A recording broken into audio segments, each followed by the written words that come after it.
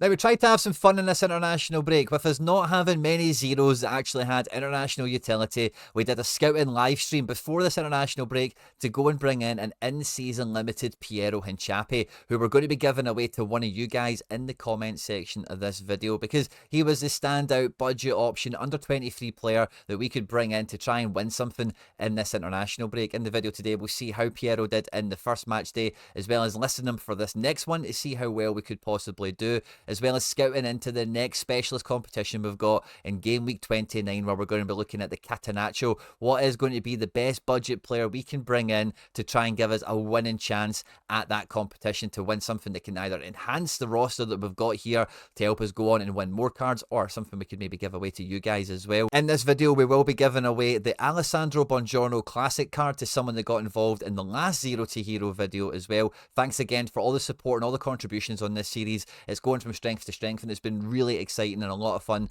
to follow this series along throughout the season, throughout the kind of different ebbs and flows that we've had on Sorare, for the best opportunities to win on a budget by scouting through the market and looking for the best bang for buck, best points per pound players that we possibly can to attack either Sorare starting out on a budget, or looking at the specialist competitions, and is there an easy route to success, a quick win that we can maybe cap out at any point in the video. If you do laugh, you learn, you like something or whatever, please do like and subscribe to the channel for more content like this. Don't forget to jump into the comment section if you want to try and win that in-season limited Piero Hincapié, of course. But if you are brand new to Sorare and you haven't even opened up your account yet, there's a link in the description in this video that will get you $50, pounds, euros, whatever your currency is, of market credit to help you go out and build your squad as well. Sorare love the content here on the channel, so they make sure that that link that's in the description of this video is always loaded up with all the beginner Brucey bonus free stuff for all the newcomers out there. So no matter when you're watching this video, if you click on that link, you'll get the best of stuff that's available for anyone opening their account today. If you do get stuck, or if you've got any questions, jump into the comment section, I'll come and sort you out. And yeah, let's just get stuck straight into it, because when I go and look at our results, we finished in the top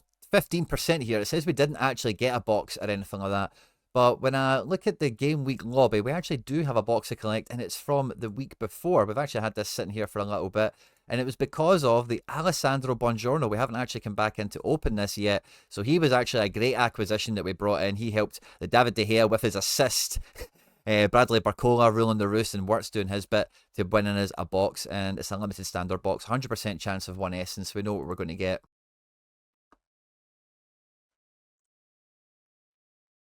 And that'll take our essence count up to 3, which is lovely.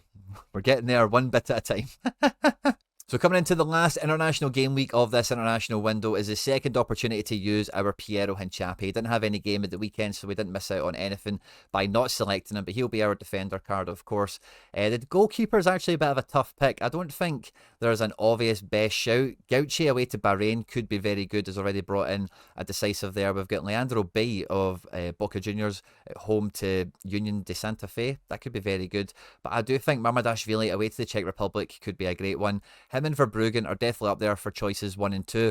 But for me, Mamadashvili is more likely to keep a clean sheet against the Czech Republic, who, although they've got Sesko in attack, not Sesko, sorry, Holzik and Schick and these types of guys, I think Georgia are quite good defensively, and I think Mamadashvili will get AA of that, there is no doubt. And I do fancy him to go all the way and bring the decisive home with a clean sheet. Now, midfield is actually a bit of a minefield. There's a lot of different options here. Some guys that are pretty decent in some okay games, but for their national team, you don't always know how well they're going to actually perform, and some games are actually quite difficult. But this extra kind of mishmash that we've got of a wee bit of Liga MX and a little bit of South America does add an extra little bit of spice to the soup, as it were. And when I was scrolling through this, there was one name that caught my eye right away, and that was Efra Alvarez, who is on a little bit of form here, has been good in Mexico. And this is a guy I'm a big fan of, and although he's not that consistently a smasher, he is at home to Club America in the semi-finals of the Liga MX Apertura, is how it seems. So that's a high stakes game. That's something that Efra could show up in. But seeing Wirtz here, Wirtz is going from strength to strength from Germany. He's all over my timeline after his first game. And then, yeah, there's a few other candidates here that could be pretty handy, depending on how the fixture goes, like Caicedo against Colombia. DNP'd the last game, maybe hard to bank on him. Musiala's here, of course, as well as the Wirtz. And with Wirtz only playing 58 minutes in the first game, it's really hard to look by him. Away to Hungary isn't much of an away game for the German team either. Yuri Alberto coming up top here for Corinthians. He's been a decisive magnet ever since Depay showed up, and he's been maybe undroppable for a situation like this. But seeing Kvaratskhelia, Vinny Jr., Savio, Holzik, who we mentioned earlier, Cade Cowell as well in Liga MX. There is some very interesting options that might just be a little bit smarter. I'm going to go for Kvaratskhelia. I just think he's a wee bit peakier. And then for the fifth spot, I'm already thinking I might take Musiala. But seeing Arda Güler after popping a wee 68 against Wales, away to Montenegro, that could be a great game for him to really spike and really peak out. There is Pacho. We could just go double defence with the old Ecuadorian boys. But I think I'm going to go for Musiala. Well, Captain works on this one, and I'll come in and change this if we see the Germany team is not going to have these guys in. But that feels like the five to go for me.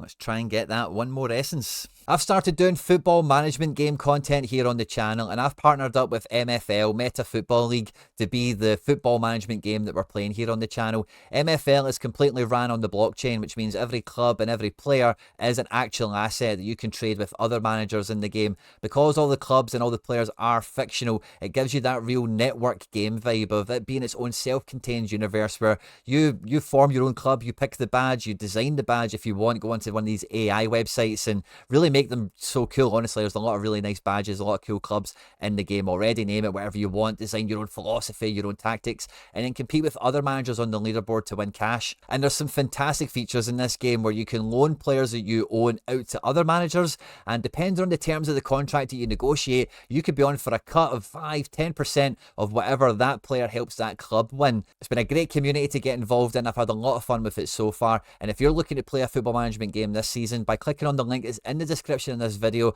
to open up your account, you'll get all the beginner bonuses, all the new customer stuff that you need to get up and running, as well as supporting me and all the content here at the channel. So I thank you in advance if you do click on that link. If you do get stuck or if you've got any questions, jump into the comment section and I'll sort you out. Otherwise, stay tuned to the channel for videos and streams and all that good stuff, following FC Barcelona on their takeover of the metaverse of the MFL, the Meta Football League. And then this is where the fun begins, because coming back into the weekend, we could play our zeros across all these competitions where we're trying to get a limited standard box that has guaranteed one essence in it. Oh, guaranteed limited 3 essence if we get into the top spots, 2 essence as well. So there is a bit of a grade here. If we can get into the top 100, it can be, we can go a little bit further, a little bit quicker. But looking across these competitions here, I'm not too sure either one of them we have like the card that would make the biggest difference to it, as well as like the fixtures, the way they're panned out, that there's not too many games that we would want to avoid. Which is why I want to focus in on the Catenaccio here. You pick your 5 best players, but the extra position must be a defender. No other difference to it other than that. But even if we get into the top 20%, we're going to be doing way better for essence than what we would in those warm-up modes, I think, this game week. And if we did crack into a top position, we're looking at some really nice boxes, a limited premium box potentially, that would also accompany a card. And really, this tier 5 list isn't that bad. Mitsuta, Guganig, there's 1 or 2 guys here that are, Buendia. There's 1 or 2 of these guys that have been around the block that aren't that terrible. So even if we just did creep into the tier 5s, you could get lucky. And we can do multi-entry for this, but we don't have the cards to do the full multi-entry. We have Dominic Ryman away to Jan Regensburg, who are traditionally one of the more bottom teams in that division, so we'll add him in. Now, we won't have the Buongiorno, because we're giving him away in this video. And Chape will be given away on the next video, so we probably could use him if we reckon that he will play against Heidenheim. We've got Ben Henriks, we've got Munoz playing the Villa. So the double defence option here is still pretty good. I think we will need to keep Hinchape but for this. I just think he's a better prospect than Daniel Munoz, but we will be taking Henriks and Hinchape, so we'll put Hinchape in. Out of the midfield, I think Teji's actually got a great game there away to St Etienne, now that he's back from his suspension, which is finally.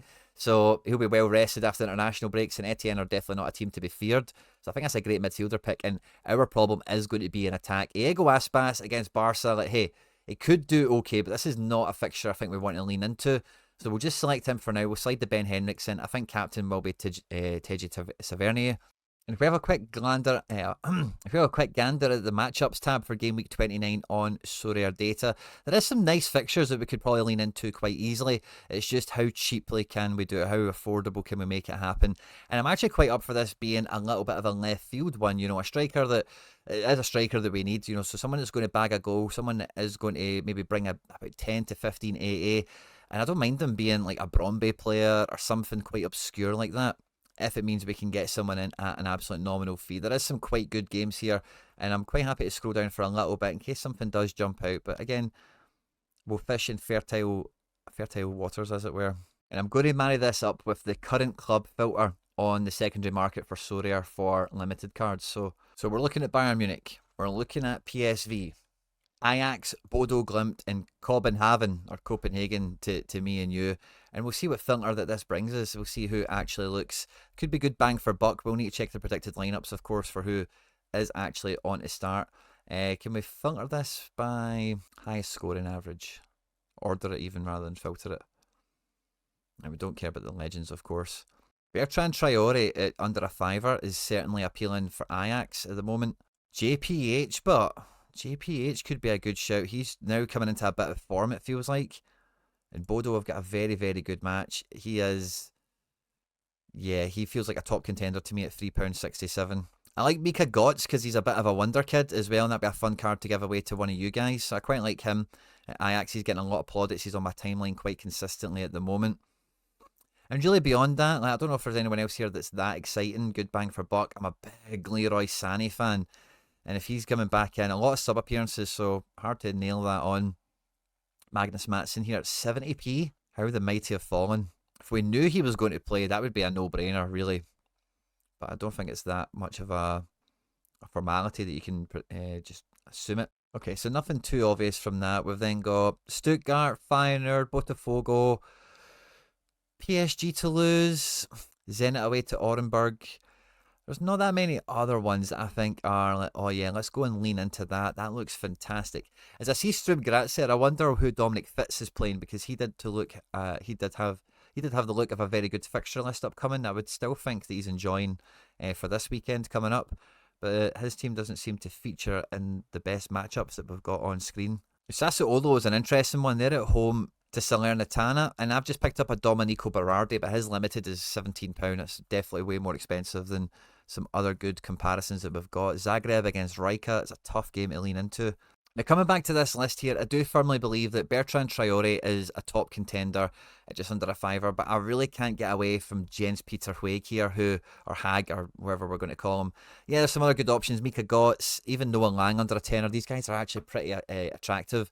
But I think as far as this strategy goes, like under £4, Bodo have only got 2 games left in the season, and they actually need to win both of them. They might be able to win the title. It's them neck and neck with Bran, and the last 2 games for both isn't a foregone conclusion. So I think we go and we get the guy that is the cheapest, the guy that has one of the best fixtures of the game week and has that motivation. You know, it's not just end of the season, they're on the victory lap or they're not playing for anything.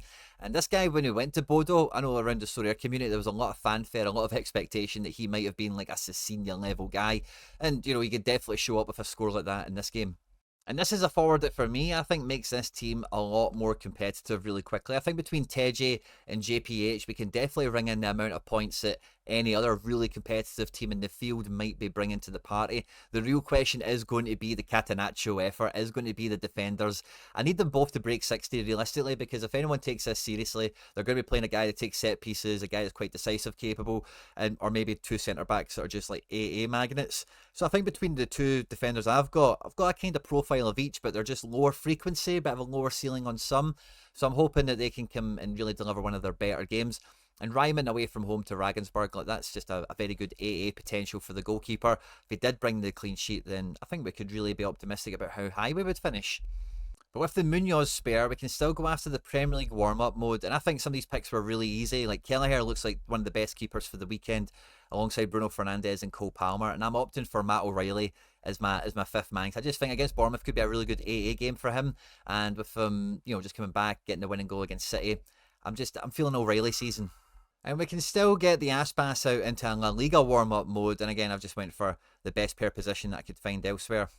And we can also go for a contender warm-up with the Clarkson. Don't know if he will actually start again, but got to be in it to win it. And we have 26 entries in to win Alessandro Buongiorno. It'll be really exciting to see how many entries are in the comment section for this video to win the in-season limited Piero Hincapié. But yeah, congratulations to the winner in advance. Thanks to everyone that did support the content and get involved in the comment section. And Buongiorno, I think, is a great classic defender, and I'm really excited to see who wins them, and hopefully it can enhance your gallery and help you out. And it's Paul Moorcroft, 63. Well done. Great suggestion with the Zabarnier as well on the International Under 23. So thanks very much for that, Paul. An OG of the channel. Love to see those guys picking up W's. I hope you enjoyed this one, guys. On screen are now some other stuff that I've made that YouTube thinks you might enjoy. Don't forget to hit that subscribe button for more content like this. Stay out of trouble, and I will catch you on the next one.